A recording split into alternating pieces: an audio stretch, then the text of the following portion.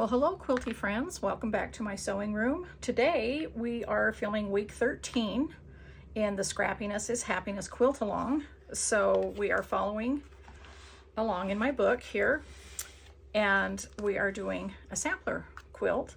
And so this is one of each of the blocks, except for one that goes on the back.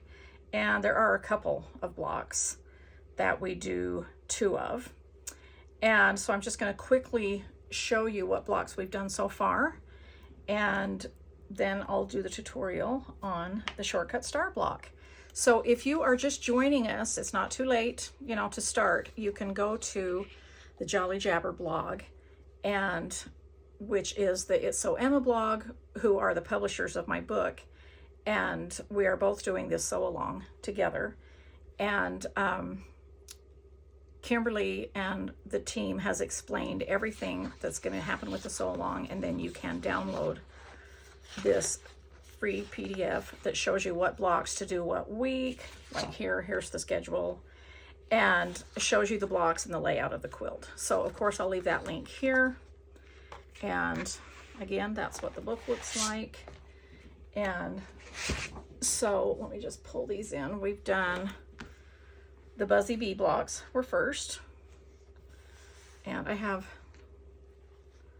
a little bit more than one, so I think I'm just going to show you those, even though we only need one for the quilt. I'll just set those over there.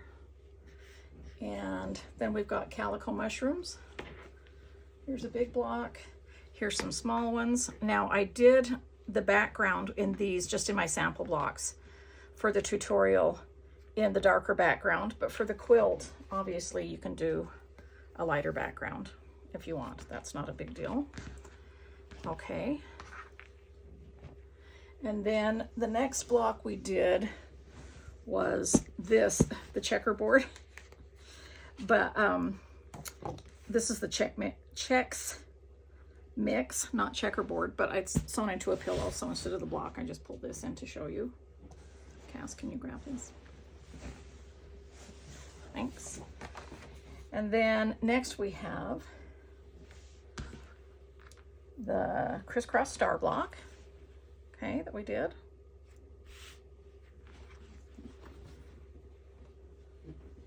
Then next up we have the Happy Trails block.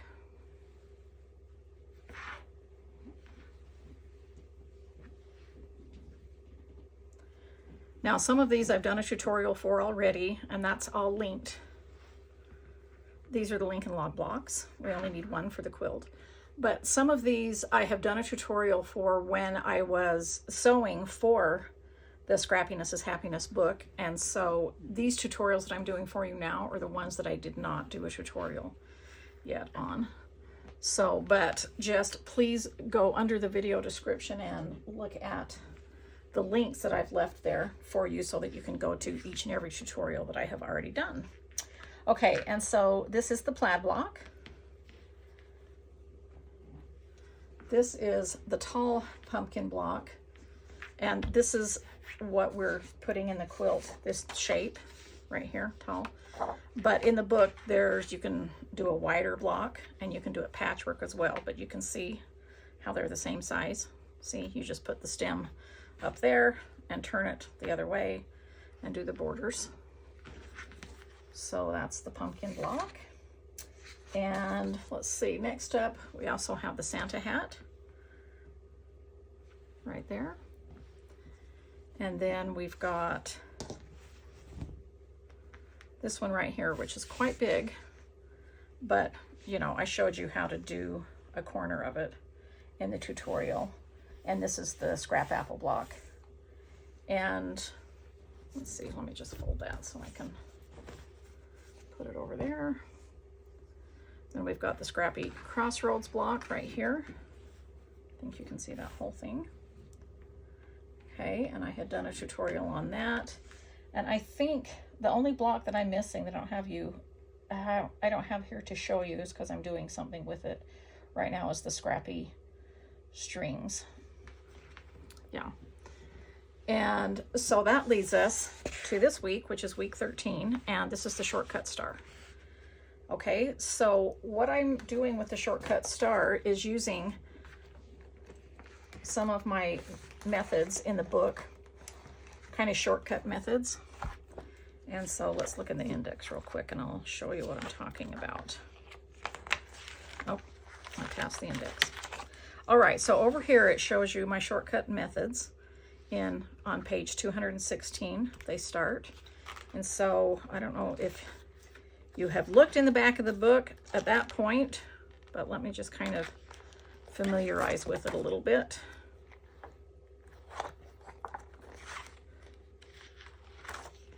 So here I'm going to be showing you how to do fast flying geese. And here's a chart I have for all different sizes. And of course, this is all in the step-by-step instructions in this block, but I just want to visually show you how I do it. And the fast flying geese are these 4 right here. Okay, so we make 4 at a time with this fast flying geese method. And then I'm going to be showing you how to do half square triangles 2 at a time. And that's what I'm doing with this, and then these. And then I'm just doing easy corner triangles over there. So it's the same instruction that's in the book, but again, my goal is to do a tutorial for every block in this book. So I wanted to just sit down at the machine and show you how I do these segments. All right, I'll meet you back over there. Okay, so here I'm going to show you how to do these flying geese. They're called fast flying geese, and I have 2 cut right here. And so usually when you're doing flying geese with this being the print, the bigger square is these corner triangles, and then the smaller square ends up being this, okay? And so on the bigger square, what you do, so when I first learned this method, years and years ago, I learned that you do the bigger square here, and then you do 4 squares. You cut 4 squares, and then you take a ruler and mark them each individually. But I found it was easier to just do 1 big square. I hope this is making sense. Do 1 big square, and then it's the same difference if you just mark it like this. This is the Fons and Porter ruler that I've always used, and it's just a 1/2 inch apart. And so you just go from corner to corner, take a mechanical pencil and mark, and then turn it the other way and mark. So, you know, you could use a regular ruler too. You're just measuring a 1/4 inch from each side, 1/2 inch apart, okay? But I find it's much easier to just mark this large square, cutting it once. And I've got this formula in the back of my book that I showed you a minute ago. And then you just cut it in half. And you can tell what the half is because it's right there on your you know, intersecting lines. I just find it's easier to just go ahead and cut it in half after you've marked them instead of having to mark them each individually. So I'm just going to show you how I do that here, making sure all the lines are straight on the ruler. So you end up with the same thing as if you would have cut the 4 individual squares and then just marked the lines. Okay, so that's all that is. I'm going to bring this back down, pull my machine back into view here. And so what you do is you're just going to take and line this up this way. So your lines are coming towards you, and you're going to line it right here on the corner. And you're going to sew right on this marked line. Okay, one at a time. We're going to do this one next, you know, later. But when you get almost to the end, then you're going to put that up there. Doesn't matter if that line is showing that goes across. It's just was from the intersection. And then you line this up here on the corner, and you can see that these are lined back up again. Continue sewing. If I was doing several of these at a time, then I would just be, you know, feeding another one through before I do the other side. But for right now, I'm just going to do a scrap of fabric. Trim this off. Whoops. And then I'm just going to go right back, making sure this is all still nice and flat and lined up. And you're just, you know, stitching right on the line. And yes, it helps to use a foot where you can see the needle going right in to your fabric. And I just continue on. I'm going to feed that through again. Then I'm going to come over here to the iron and press it flat. Just give it a nice kind of flat press there. I don't need to use the clapper or anything for this. I'm just going to give it a flat press, and then I'm going to take some sewing scissors, and you can do this with the rotary cutter, but it's just as easy for me to just cut down the middle. You don't need to be accurate with that seam. Okay, I just cut down the middle, and then I'm going to go ahead and try not to stretch it because this is still on the bias, but I'm going to press them open. And I always like this part. When I say open, I'm going to press it towards the printed triangle. So the seams are not open. I'm opening it up this way, which is what I meant. And I will lay a clapper on that. But at this point, they always look like a heart to me, so I always think that's cute. And that's what you want it to look like. You know, you're doing the right thing if it looks like that. So I'm just going to let this clapper, this wood and this clapper absorb this heat. So it will lie flat. And then we're going to bring them back over here. I normally would leave these on for just a few more seconds, or maybe a minute or something,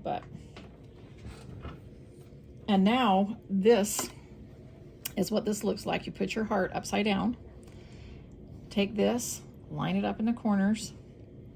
These are now becoming two separate pieces instead of working with one, and you're just going to sew right on the line.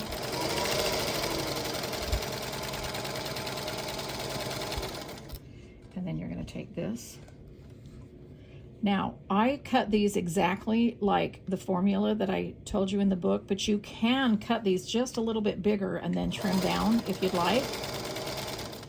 I really like this method of making flying geese. I do this method when I, most of the time, not all the time, but most of the time when I have 4 that need to match, meaning they're out of the same prints. If I'm doing scrappy, flying geese, then I'll just do the easy corner triangle method.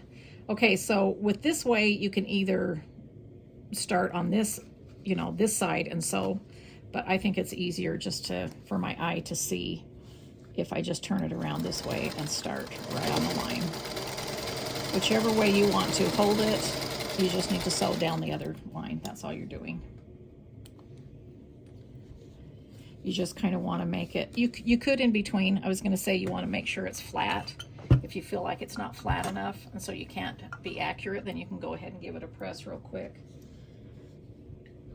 And sometimes, when we sew, our fabric isn't quite as flat as we'd like it to be when we've sewn a seam on the other side. Okay. So this is where the magic happens, and you can see how quick that is I just cut these apart now. Again, you could use rotary cutter. It's just as easy to use scissors for me. And then I press flat and set my seams at this point. Okay, so I'm just going to press that, make it flat. And then you can see that I've got flying geese. Now I've cut these exactly, so these should measure 2.5 by 4.5, and then I just have to trim the little, the little tags off here, the little ears, or whatever you want to call them.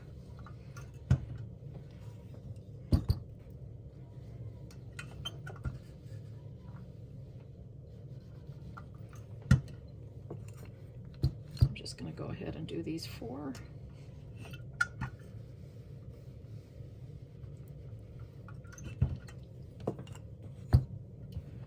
I really like these clappers. I don't know kind of what I did without them. I'm so used to them now.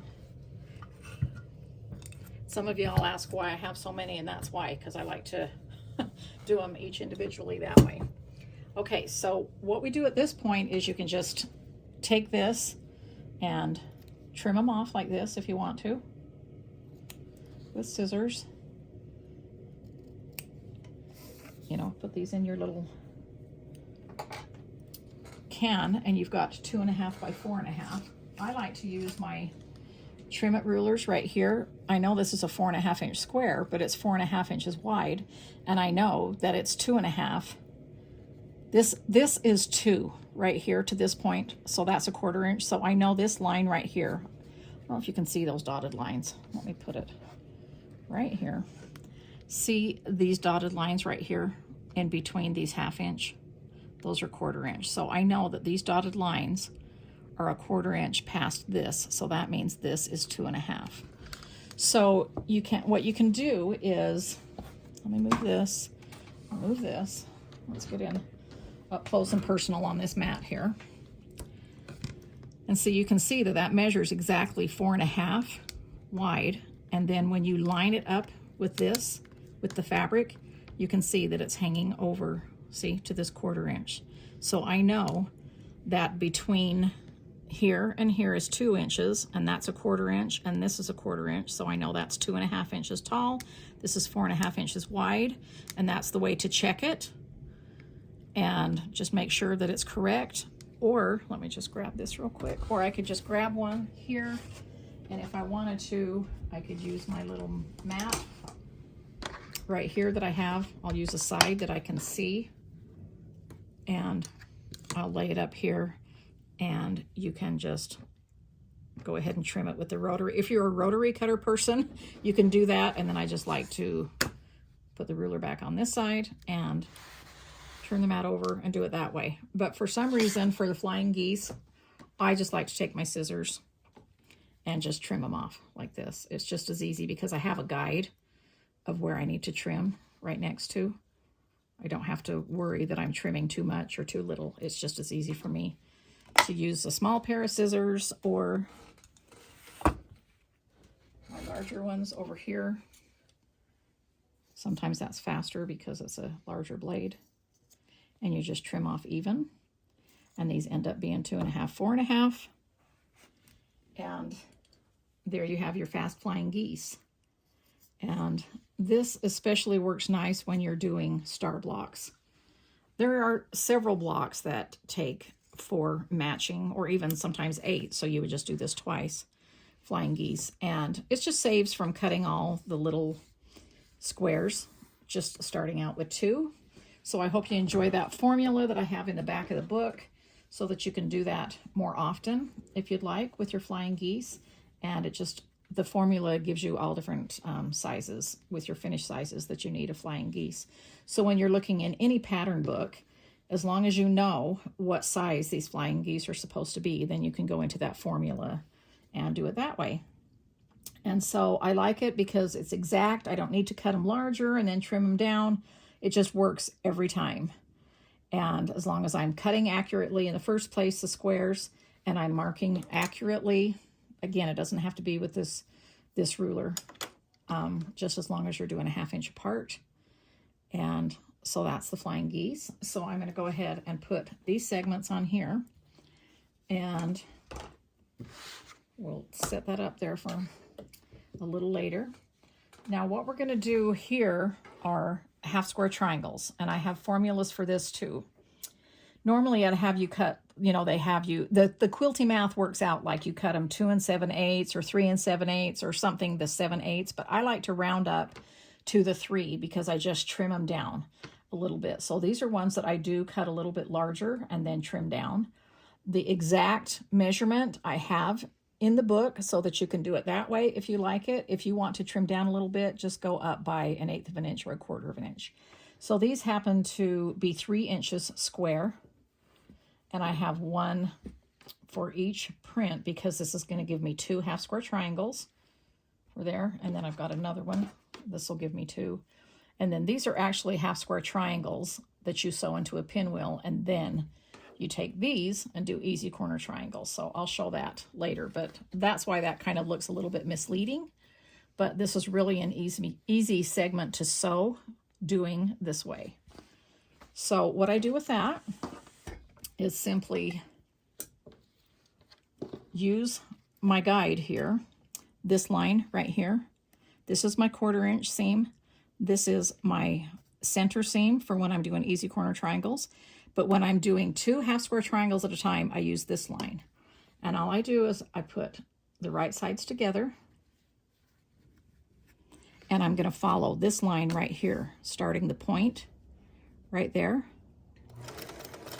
And then at this point, that's what I'm following, okay?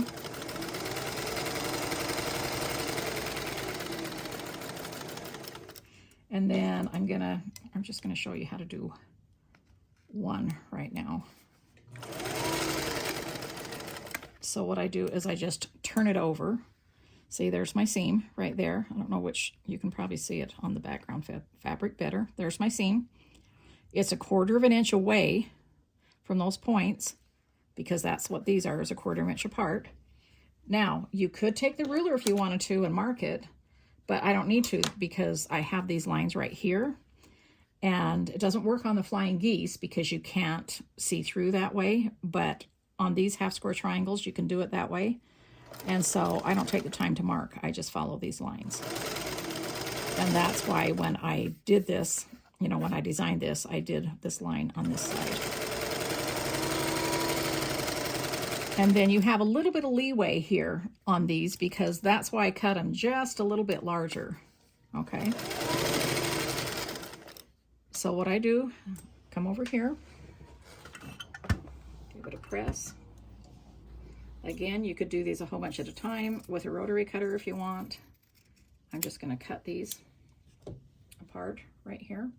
Now there's 2 ways you can trim these up, and I'm gonna show you both ways. So you can press one. I would do this open, especially if you're trimming it up, because if you have a bulky seam, if you've pressed to one side, it's a little bit harder to trim up because, you know, you might have rocking going on with any ruler that you might use. Or you can leave it closed like this. So this is what I'm gonna show you what I do with all of these. So I bring this, I use my small mat all the time so I can just turn it around when I need to. But here is my trim it ruler that's 2.5 inches. So what I want to do is I want to look at this diagonal line and I want to put it right on my sewn line. And you can see that from corner to corner is right on that sewn line right there. Let me move in so I can see. And you can see that I've got all of this extra that I can trim around. Okay, so I'm just going to turn my mat. I'm going to cut that. Cut that. Just keep turning so that I can cut off these little dog ears. Okay, so that's one way you can do it. Now when you open it up, it's going to be exactly 2.5 inches square. You can take your, let me grab this real quick, sorry. You can take your roller right here if you want to. And I am going to put the iron on this, but I just want to show you by laying this on here what you've got, how it's exactly square. Okay?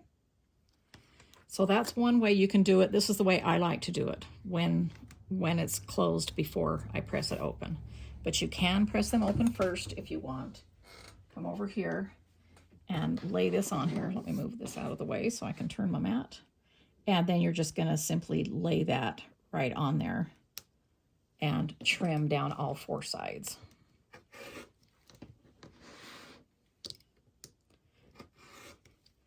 And just keep your ruler into place. On the other side of this blue lines on the ruler, this little flower, and on the blue is non-slip stuff. And then, you know, you can do it that way. So I've got those. They're both going to be pressed open. I'm going to take this over. This is the one I used the seam roller on. It really opens it nicely, but I still like to put an iron on it and then throw the clapper on it. And then I'm going to do the same thing with all of these, and then I'll be right back and show you the next step.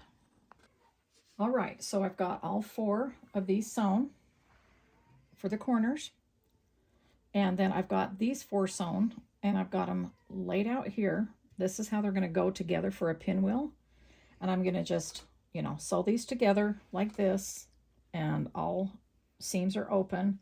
Use the roller and then press, sew them into a pinwheel. I'm going to do that off camera because Grandpa's downstairs with the baby, with baby Reed, and we can hear him crying. So Cassidy's going to go down there and feed him while I sew this pinwheel together. And then I'll come back and show you how I do the easy corner triangles. Okay, so I've got these 4 half square triangles sewn together after I had trimmed them down to 2.5 inches using this. Then I used my 4.5 inch square it just to make sure everything lined up and it was all square. And so that can lay back there like that. I think I had these turned the wrong way. That's why I always look at the block beforehand. And that's why I always use a design board. I have these laid out here. Now, how I'm going to turn it into a smaller pinwheel like this is I'm going to take these 2.5 inch squares and I'm just going to do a regular easy corner triangle like I do with all of my blocks. I don't need to mark them because I'm going to be following this center line. And all I do with that is I start sewing right there on the corner, and then I follow this corner on the center line.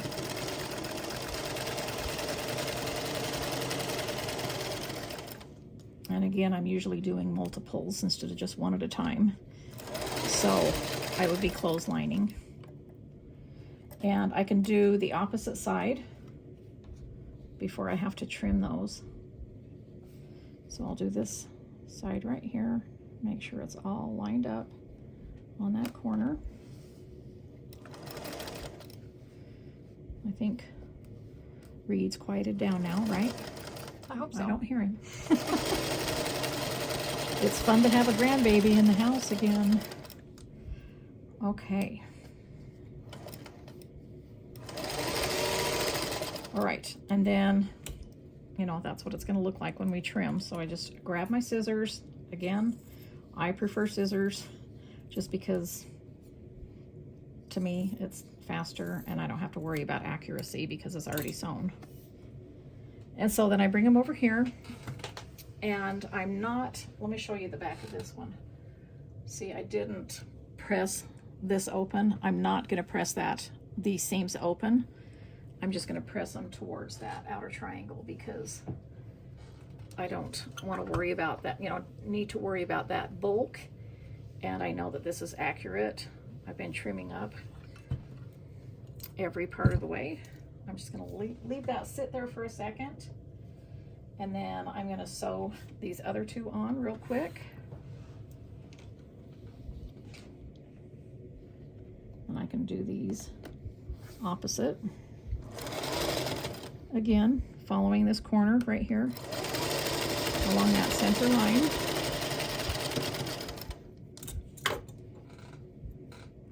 I'm using these little scraps in between to save on thread, just so I don't have to pull it out and clip it each time.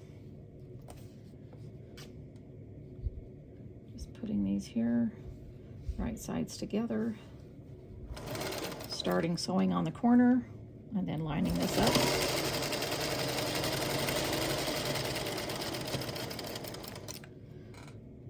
And okay, I'm gonna push that machine out of the way since I'm finished sewing for right now.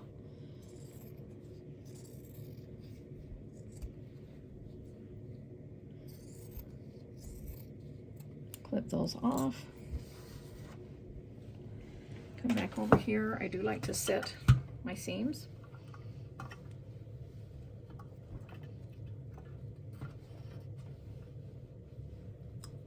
And I'm going to go ahead and put a couple of clappers there. Sometimes I put a little bit extra on there. I just feel like, I don't know, maybe it's just simple physics that makes me think that if I have heavier weight on top of it, then it's going to maybe absorb a little bit faster and lie flatter. So sometimes I stack them on top of each other. And so now when that is cooled down, that's going to be a 4.5 inch square, and then we're just going to sew it together and then these borders on. Okay, but before it's sewn together, it should, before the borders are sewn on, this will measure 8.5 inches. And so I go ahead and use my 8.5 inch trim it ruler to lay that up here me just put it on this block that's already sewn, and you can see why these lines, why I like them so much. It's just invaluable. See how you can just match them up, and all those lines match up with all of those seams. And so you know when you're doing that, if you have anything left over, this represents your 1/4 inch seam. If you have anything sticking out past these rulers, when all these lines, that's what you trim off. And then it's going to measure exactly 8.5 inches, and you're not going to cut any points off or anything like that. And then after I sew the borders on, then I'll go ahead and use my 10.5 inch and just do the same thing and trim off any, you know, borders that were maybe a little too large. And then it's also helpful, let me bring this back and show you. Sometimes it's not too large, sometimes it's a little bit too small. And if it's a little bit too small, like in one corner, for instance, let me just show you an example. If it's, see, this is exactly 10.5, but let's say if it was up here, can you see that there's like a gap there? Pretend it was a little bit too small. Then what I do is, instead of sewing the whole block all over again, I'll just grab a pin and I just stick right there in that corner, and I know that that means that corner is short. And then when I go to sew it next to another block or something like that, then that I'll be aware of that, and that's what it means. I've done that for years. I've taught this for years to all my students and friends and everything like that that sew with me, and it always means the same thing, that that's too short if there's a pin in it. And so just be aware when you sew it together, you can make up the difference in your seam allowance. Okay, so that's that. This should be cooled down. And then all you do is lay it in there and sew it together, just like you do a 9 patch, and then add the borders. So, you know, I've already sewn my block together, so I don't really need to do another one. And I know y'all already know how to do a 9 patch, so I'm not going to worry about that. But I'm going to set this over here so I can pull my book out. And I wanted to talk to you about a few things. In the slideshow, before I go through that, in the slideshow, you saw my quilt that I did for this shortcut star. And of course I called this shortcut star, it's on page 88, because I used my shortcut methods in making this star. And I just want to show you the pictures of the quilt that you saw, that it was a fall quilt. Okay. And so I used linen background and all fall colors. Actually, my friend Julie, one of my stunt doubles that sewed for me in this book, sewed this quilt for me. And she's also my quilter as well. But anyway, I just gave her all fall fabric to do because I really wanted this one to have a fall feel. And that just kind of shows you that depending on the colors that you use, even though it's scrap, and from my scrap bins, I just pulled, you know, oranges, greens, reds, you know, things like that. So that represented fall. So that's what I wanted to do a little bit different in this book, because I originally designed this quilt for my Scrappy Project planner that I designed years and years ago that is no longer, you know, in print, but I had 6 quilts in here that I had designed. And so let me show you. This is just, see, this is what some of my calendar pages look like in there. I filled it out. I had calendar pages. In the back here, I had tips and organizations. That's all the same stuff as in this book. That hasn't changed. Nothing's changed. And I show all my baskets. See, still my same widths and everything. So all of that, all of this information, except for the calendar, transferred into this book. So if you never got your hands on a copy of this, you're not missing out on anything if you have this book, meaning there's nothing in here except calendar pages. But I did have 6 patterns in here. Okay, so the scrap apple quilt I did before in this one only, and so I did in this book, and that's, you know, I did that tutorial already, but I used 1.5 inch strips for this original one, and I used 2.5 for this one. I did the Happy Trails one, and This is one we're talking about now. The checkerboard quilt is also in this book. The fat quarter flirt's in this book. And the patchwork tulip quilt is also in this book. But I colored these a little bit differently just to make them look different for those of you who already had a copy of this patterns. So I wanted to show you a few pictures of my Shortcut Star quilt in here. And I showed you in the slideshow, see, there's one, that this is not fall themed. It's just scrappy, like these colors right here. And this is at Gardner Village. This is over one of the benches at Gardner Village. And I just wanted to show you that photo so that, I don't know if I have another photo of it. Probably not. We probably just did one photo. And anyway, so I wanted to show you that when I made this quilt, the one in my Scrappy Project Planner, all I did was do a whole bunch of segments, and then I put the stars together. Like I just would do a lot of sets of flying geese that matched one day because I did scrappy backgrounds, and then I'd do half square triangles that matched 4 sets, you know, in different colors. And so when I had enough sets, then I just assembled the blocks. And that was my bonus sewing, and it seemed to go so much faster when I put this quilt together. But it's one of my favorite quilts. I love star quilts, and I love that the pinwheel's in the middle, and you know, just the half square triangle use. So, you know, that was just a little bit of information that maybe you didn't need to know, but I will just, you know, let you know because I have had a few questions about my Scrappy Project Planner and, you know, if the same quilts are in here, and yes, they are. Okay, so let's just go through this. Because this is Shortcut Star, we're ending the One Block Wonder quilts, and it seems to me that my last tutorial I told you that I wasn't going to come back and do a tutorial until the applesauce quilt because I had done all of these. For some reason, I skipped right over the Shortcut Star thinking I had already done a tutorial for it. So that's where we are here. I have done a tutorial for the spare squares, so I'll leave a link there. I have done the tutorial for the Twinkle Twinkle Scrappy Star, so I'll leave a link in this video for that one as well. And so I will be back in a couple of weeks and show you how to do the apple block for my applesauce quilt.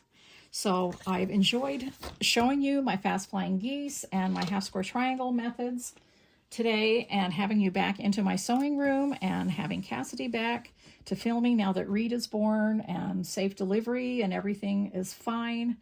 And I love having him here on filming days. And thank you, Cassidy, as usual, for filming me and showing everyone exactly what I'm doing so that they can see. And thanks again, and I'll chat with you later.